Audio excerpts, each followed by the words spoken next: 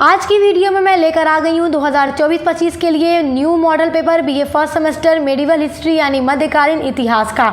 तो जो भी बच्चे बीए फर्स्ट सेमेस्टर में मेडिवल हिस्ट्री पढ़ते हैं उनका मेजर सब्जेक्ट है या माइनर सब्जेक्ट है, आज का ये मॉडल पेपर दोनों के लिए है। मेडिवल हिस्ट्री में जो आपके पेपर का टाइटल है वो है ancient and early medieval India till 1206 AD, यानी कि प्राचीन और पूर्व मध्य भारत का इतिहास आपको पढ़ना है। प्रारंभ से लेकर 1206 ईस्वी तक जितनी भी घटनाएं भारत में हुई हैं वो आपको अपने इस सब्जेक्ट के अंदर पढ़ना है। तो 1 से 8 तक की यूनिट तो ऑलरेडी मैं कंप्लीट करवा चुकी हूँ। आप लोग पहली बार एग्ज़ाम देने जा रहे हैं, फर्स्ट सेमेस्टर है आपका। तो बच्चे जब फर्स्ट ईयर में होते हैं, फर्स्ट सेमेस्टर में होते हैं तो बहुत कंफ्यूज होते हैं कि एग्ज़ाम करीब आ चुका है और हम क्या पढ़ें क्या ना पढ़ें, हमारा सिलेबस इतना लॉन्ग है, क्या चीज़ें ऐसी हैं जो 100% एग्ज़ाम में आएंगी और हम वही पढ़ लें। तो बस आपको वही पढ़ना है जो मैं इस वीडियो में बताने वाली हूँ। कुछ भी इससे बाहर पढ़ने की ज़रूरत नहीं है क्योंकि इससे बाहर कुछ भी आने वाला नहीं है। 90% क्वेश्चन आपको इसी मॉडल पेपर से मिलेंगे, क्योंकि मैं कई ईयर के मॉडल पेपर को देखने के बाद एक मॉडल पेपर आपके लिए तैयार करती हूँ और हर साल हमारे द्वारा बताए गए प्रश्न एग्जाम में आते हैं और इस बार भी पूरी गारंटी है कि ज़रूर आएंगे। तो चलिए देखते हैं आपका पूरा का पूरा मॉडल पेपर। सबसे पहले ये बता दूं कि आपकी पहली साल है, पहली बार एग्ज़ाम दे रहे हैं, तो जो आपके पेपर का बेस है उसको जानना ज़रूरी है। तो पेपर में आपके 3 सेक्शन होता है, खंड अ, खंड ब, खंड स।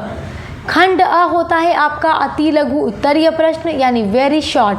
खंड ब होता है लघु उत्तरीय प्रश्न यानी short answer type question. Section C होता है दीर्घ उत्तरीय प्रश्न यानी कि लॉन्ग आंसर टाइप क्वेश्चन। तो चलिए इतना तो पता चल गया, बाकी इसके ऊपर मैं वीडियो बना चुकी हूँ। पेपर कैसा होगा इससे रिलेटेड आपको वीडियो हमारे चैनल पे मिल जाएगी, तो आप वो देख लीजिएगा। सबसे पहले हम देख लेते हैं आपका अति लघु प्रश्न। अति लघु में आपको 10 प्रश्न दिए जाते हैं और सभी का आंसर आपको 50 शब्दों में लिखना होता है। यह आपका क्वेश्चन नंबर 1 होता है। इसके अंदर आपके सब क्वेश्चंस होते हैं, 10 क्वेश्चंस होते हैं। पहला इंपॉर्टेंट क्वेश्चन है कलिंग युद्ध, वेरी वेरी इंपॉर्टेंट। एक बात आपसे ज़रूर कहूँगी कि अति लघु उत्तरीय प्रश्न में ऐसे ही क्वेश्चन लिखता है, ऐसे नहीं लिखता है कलिंग युद्ध क्या है, इसके बारे में आप क्या जानते हैं, लिखकर छोड़ देगा कलिंग युद्ध।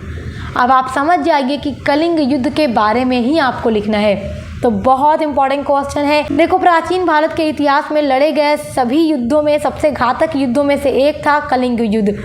यह युद्ध मौर्य साम्राज्य के शासक अशोक और कलिंग राज्य के बीच में लड़ा गया था। इस युद्ध में 1 लाख से अधिक सैनिकों की मौत हो गई थी और 1.5 लाख सैनिकों को लगभग अशोक ने बंदी बनाया था, जिनकी भी बाद में मृत्यु हो गई थी। इस युद्ध के बाद अशोक ने कलिंग राज्य को अपने मगध साम्राज्य में मिला लिया था और उन्होंने कलिंग पर विजय प्राप्त कर ली थी। कलिंग को जीतना अशोक का सपना था, उसके लिए उन्होंने इतना भयानक युद्ध लड़ा था। इस युद्ध में इतना खून खराबा हुआ, इतने लोगों की जानें गई कि इस युद्ध को देखने के बाद, खून खराबे को देखने के बाद जो अशोक का हृदय था वो परिवर्तित हो जाता है, बदल जाता है। और इस युद्ध को लड़ने के बाद उन्होंने कसम खा ली कि वो आगे अपने जीवन में कभी भी युद्ध नहीं लड़ेंगे। तो ये कलिंग बहुत ही खतरनाक युद्ध था भारत के इतिहास में। तो अशोक ने जब युद्ध न करने का फैसला किया तो इसका सबसे बड़ा कारण था कि ये बौद्ध धर्म के प्रभाव में आ गए थे और उन्होंने बौद्ध धर्म के प्रचार प्रसार के लिए अपने बेटा और बेटी को विदेशों में भी भेजा था। आपका अगला क्वेश्चन है इम्पॉर्टेंट है कौटिल्य। तो कौटिल्य कौन थे? ये तो बहुत इंपॉर्टेंट क्वेश्चन है, ये वेरी शॉर्ट में ज़रूर दिया जाएगा। कौटिल्य जो थे ये मौर्य साम्राज्य के संस्थापक चंद्रगुप्त मौर्य के प्रधानमंत्री थे और कौटिल्य को अन्य नामों से भी जाना जाता है जैसे चाणक्य या विष्णुगुप्त। इनके बहुत सारे नाम हैं। ये महान अर्थशास्त्री थे, ये एक शिक्षक भी थे, दार्शनिक भी थे, न्यायविद भी थे और शाही सलाहकार भी थे। कौटिल्य ने चंद्रगुप्त मौर्य की बड़ी मदद की थी नंद वंश का पतन करने में। कौटिल्य ने चंद्रगुप्त मौर्य का सहयोग किया, जिनके सहयोग से चंद्रगुप्त मौर्य ने नंद वंश का सूरज डुबा करके मौर्य वंश की स्थापना की थी। आपका अगला इंपॉर्टेंट क्वेश्चन है कालिदास। तो कालिदास के बारे में आप क्या जानते हैं वो आपको 50 शब्दों में लिखना होगा। ये क्वेश्चन भी बहुत इंपॉर्टेंट है और जो 100% आने वाला क्वेश्चन है वो मैं इस वीडियो में बता रही हूँ। तो कालिदास जो थे एक महान कवि और नाटककार थे। कालिदास को राष्ट्र कवि की उपाधि भी दी जाती है। कालिदास की जो रचनाएं हैं वो भारत के अलावा दुनिया भर में प्रसिद्ध हैं। कालिदास की जो रचनाएं हैं उनमें भारतीय जीवन और दर्शन के विविध रूप मूल रूप से हमें देखने को मिलते हैं। कालिदास की जो भाषा थी वो सहज, सुंदर और सरल होती थी। आपका अगला वेरी वेरी इंपॉर्टेंट क्वेश्चन है इतिहास की परिभाषा क्या है। आप लोग हिस्ट्री पढ़ रहे हैं तो आपको पता होना चाहिए इतिहास क्या है।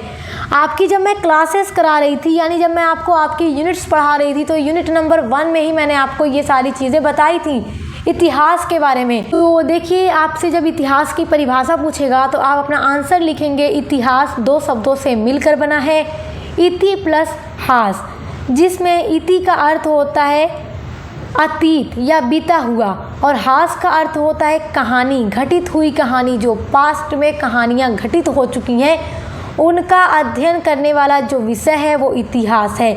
इतिहास में केवल प्राचीन यानी अतीत घटनाओं को और उनसे जुड़े लोगों के विचारों और संस्कृतियों के बारे में जानकारी मिलती है। इतिहास से हमें मानव सभ्यता के विकास को समझने में मदद मिलती है। और इतिहास को मुख्य 4 भागों में बांटा गया है: राजनीतिक इतिहास, सामाजिक इतिहास, आर्थिक इतिहास और सांस्कृतिक इतिहास। इसमें हमें अतीत की घटनाओं को रिकॉर्ड करना और समझाया जाता है। मतलब अतीत से रिलेटेड जितनी भी चीज़ें हैं वो हमें इतिहास में ही मिले। आपका अगला इंपॉर्टेंट क्वेश्चन है कलहड़। देखो, अति लघु में कलहड़ भी दिया जा सकता है क्योंकि ये क्वेश्चन इंपॉर्टेंट है। तो कलहड़ कौन थे? अब आप देखकर सोचेंगे कलहड़ क्या है, तो कलहड़ एक व्यक्ति थे, ये याद रखिएगा। कलहड़ एक सुसंस्कृत कश्मीरी ब्राह्मण कवि थे और ये संस्कृति के एक महान ऐतिहासिककार, महाकाव्यकार माने जाते हैं। और उन्होंने एक महाकाव्य की भी रचना की थी। उस महाकाव्य का नाम है राजतरंगिणी। तो याद रखिएगा, क्वेश्चन इंपॉर्टेंट है। आपका अगला वेरी वेरी इंपॉर्टेंट क्वेश्चन है बिंदुसार। तो बिंदुसार के बारे में तो आपको एकदम अच्छे से पढ़ना है। आप अगर डिटेल में क्लास करना चाहते हैं तो डिस्क्रिप्शन बॉक्स में मैं लिंक दे दूंगी मेडिवल हिस्ट्री की, आप पूरी क्लासेस कर लीजिएगा, यानी ऑल यूनिट्स को आप पढ़ लीजिएगा। देखो, बिंदुसार जो थे मौर्य साम्राज्य के दूसरे शासक थे और इसी साम्राज्य के संस्थापक चंद्रगुप्त मौर्य के बेटा थे। और इनका जो जन्म है वो लगभग 320 ईस्वी पूर्व में यानी ईसा पूर्व में हुआ था और पाटलिपुत्र में हुआ था। देखिए, बिंदुसार के लिए ये एक बात बड़ी महत्वपूर्ण है। इनको कहा जाता है कि ये महान पिता के पुत्र थे और महान पुत्र के पिता थे, क्योंकि ये चंद्रगुप्त मौर्य के पुत्र थे तो इनके पिता बहुत महान थे। और ये बिंदुसार जो थे, इनके बेटा का नाम था अशोक, जिन्होंने कलिंग पर विजय प्राप्त की थी। तो अशोक भी मौर्य साम्राज्य के बहुत ही शक्तिशाली और महान सम्राट थे, इसलिए बिंदुसार को ये बात कही जाती है। इनके लिए आप ज़रूर लिखिएगा कि ये महान पिता के पुत्र और महान पुत्र के पिता थे। ये ज़रूर अपने आंसर में लिखिएगा। आपका अगला इंपॉर्टेंट क्वेश्चन है हिंदू धर्म के संस्कार। तो हिंदू धर्म के जो महत्वपूर्ण संस्कार हैं आप उनको तैयार कर लीजिएगा, क्वेश्चन इंपॉर्टेंट है। अगला इंपॉर्टेंट क्वेश्चन आपका है सिंधु घाटी सभ्यता। Very very important question. Sindhu घाटी सभ्यता से तो क्वेश्चन लॉन्ग में भी आना है, शॉर्ट में भी आना है। तो देखो, लॉन्ग में जब आएगा तो सिंधु घाटी की सभ्यता के बारे में ही पूछेगा। इसके ऊपर मैंने पूरी क्लासेस करवा दी हैं। अच्छा देखिए, अगर ये लॉन्ग में पूछ दे तो अब आप सोचेंगे मैम हम अपना आंसर कैसे लिखेंगे।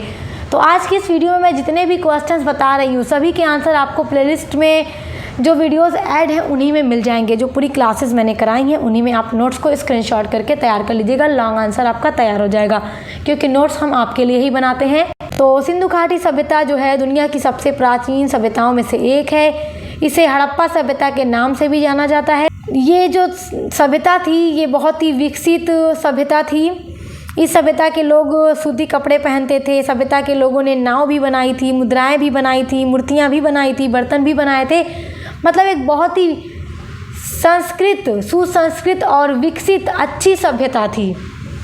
अगला इंपॉर्टेंट क्वेश्चन है मोहनजोदड़ो। मोहनजोदड़ो तो पूछा ही जाना है आपके पेपर में। देखो, जो सिंधु घाटी सभ्यता थी, सिंधु घाटी सभ्यता में ही एक नगर था मोहनजोदड़ो। उस नगर का नाम मोहनजोदड़ो था। ये एक बहुत ही अच्छा विकसित नगर था सिंधु घाटी सभ्यता में। और मोहनजोदड़ो जो था इसकी खोज राखाल दास बनर्जी ने 1921 ईस्वी में की थी।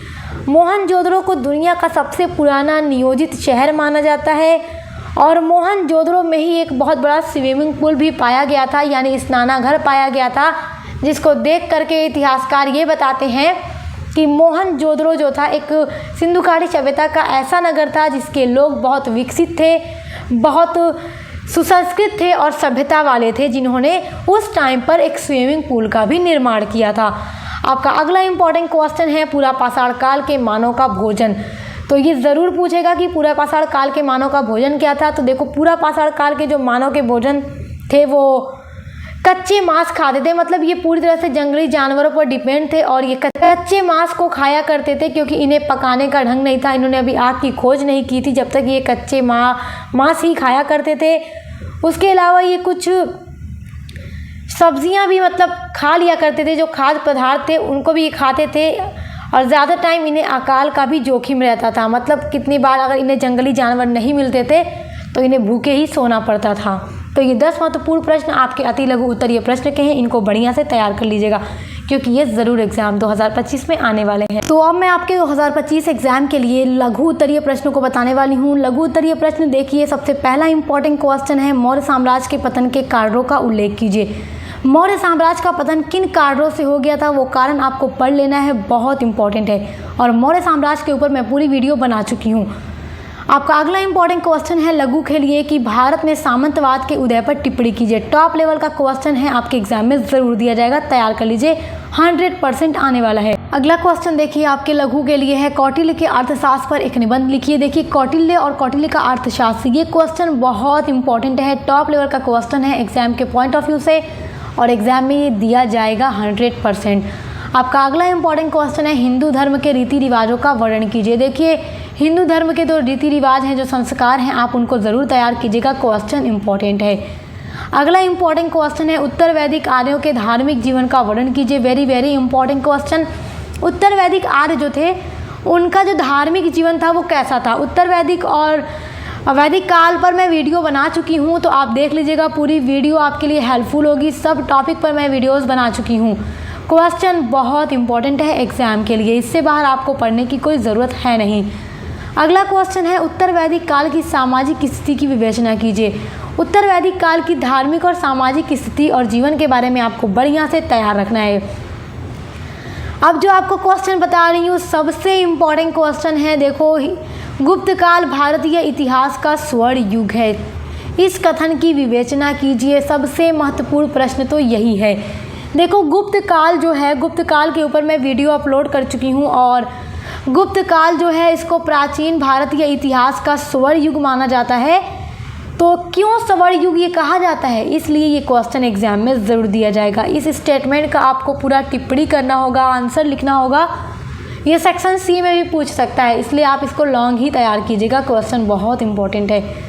अगला क्वेश्चन है, मगध साम्राज्य के उत्कर्ष पर टिप्पणी कीजिए। तो मगध साम्राज्य का जो उत्कर्ष है वो कैसे हुआ सब पढ़ा चुकी हूँ, इसमें जितने वंश थे मौर्य वगैरह सब पढ़ा चुकी हूँ, तो आप तैयार कर लीजिएगा। ये प्रश्न जो आपको मैंने बताए हैं ये लघु के लिए हैं। आइए अब आपका सेक्शन सी यानी खंड स को देखते हैं। देखिए खंड स होता है आपका दीर्घ उत्तरीय प्रश्न, जिसमें आपको 4 प्रश्न दिए जाते हैं और आपसे कहा जाता है कि नहीं 2 प्रश्नों के उत्तर लिखिए। तो 4 प्रश्न बताने वाली हूँ जो बहुत बहुत इंपॉर्टेंट है, वही 4 प्रश्न आपको लॉन्ग के लिए तैयार करना है।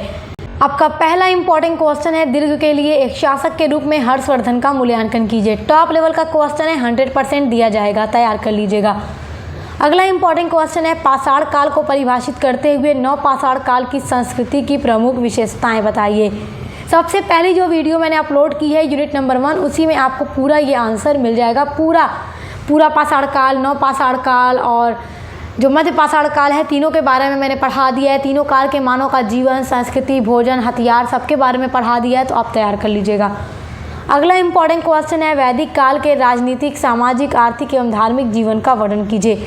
वैदिक काल में जो उत्तर वैदिक काल था और जो पूर्व वैदिक काल था, दोनों की राजनीतिक, सामाजिक, आर्थिक, धार्मिक जीवन को मैंने पढ़ा दिया है। आप सब तैयार कर लीजिएगा क्योंकि लॉन्ग क्वेश्चन में आपको दोनों के बारे में लिखना होगा, तो ये क्वेश्चन आपके लिए वेरी इंपॉर्टेंट है। चौथा इंपॉर्टेंट क्वेश्चन है, एक शासक के रूप में अशोक के धम्म और उसके जन कल्याणकारी कार्यों की विवेचना कीजिए। तो ये क्वेश्चन बहुत बहुत इंपॉर्टेंट है, टॉप लेवल का क्वेश्चन है। अशोक के ऊपर भी मैं वीडियो बना चुकी हूँ, तो इन सभी क्वेश्चन को तैयार कर लीजिए अपने मेडिवल हिस्ट्री के एग्जाम 2025 के लिए। और हिस्ट्री के अलावा अगर आप कोई भी सब्जेक्ट पढ़ते हैं तो उसके लिए भी चैनल पर विजिट कीजिएगा। सभी की क्लासेस, यूनिट्स और मॉडल पेपर की वीडियोस आपको हमारे चैनल सक्सेस मास्टर पॉइंट पर मिलेंगी। तो आप मिलते हैं नेक्स्ट वीडियो के साथ।